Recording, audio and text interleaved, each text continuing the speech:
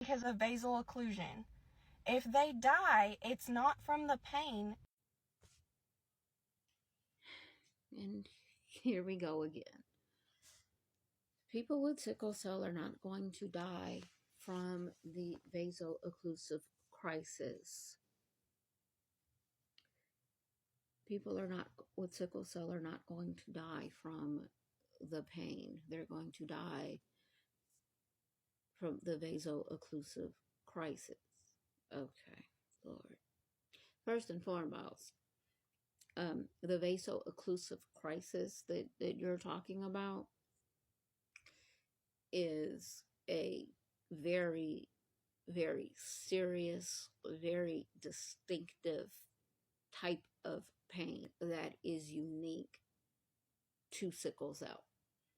There is no other pain like it in any other disease.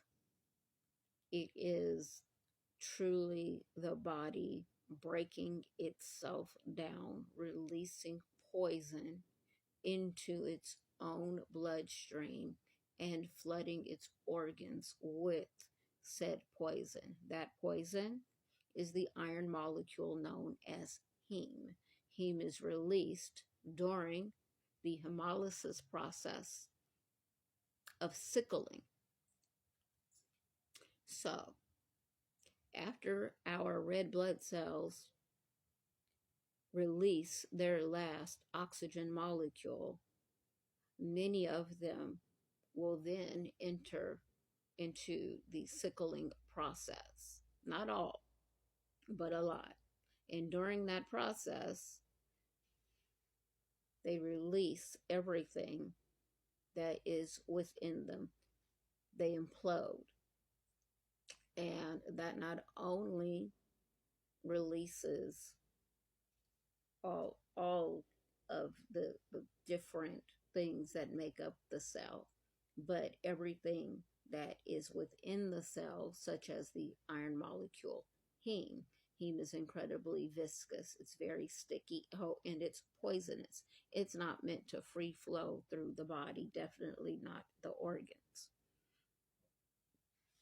But it does in us. That heme comes out and it smothers everything around it.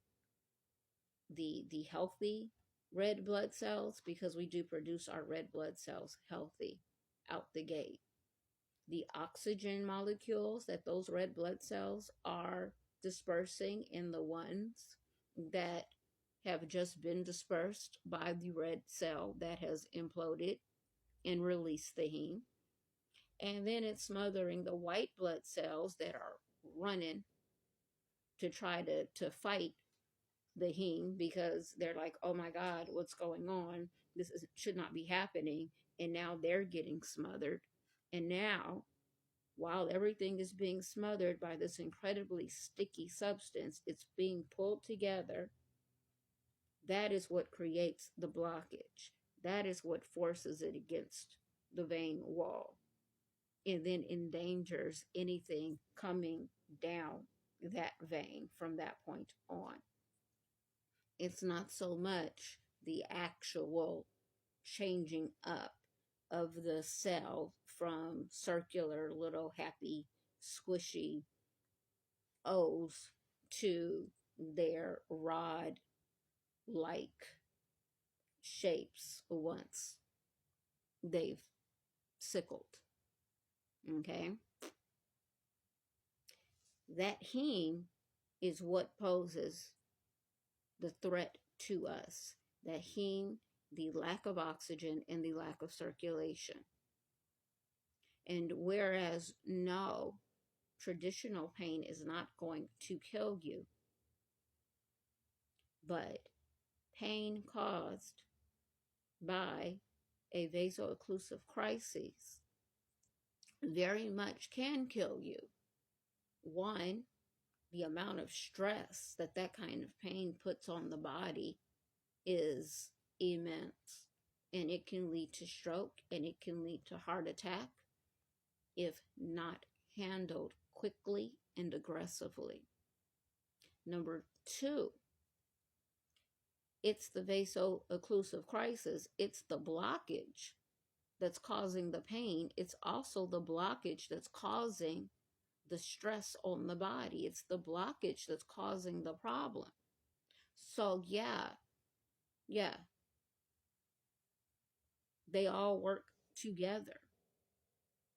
And if the patient is not getting the pain medication, if the patient is not getting the other medications needed to break down said blockage, to help the body with oxygen, to help the body with circulation, to help the body rest, all of that stress compounded on top of each other will most definitely put your patient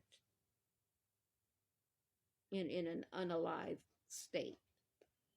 I totally and completely understand the point that you're attempting to make, but in doing so, you are undermining the very, very serious position that a sickle cell patient in a pain crisis is in during hospitalization or in ER.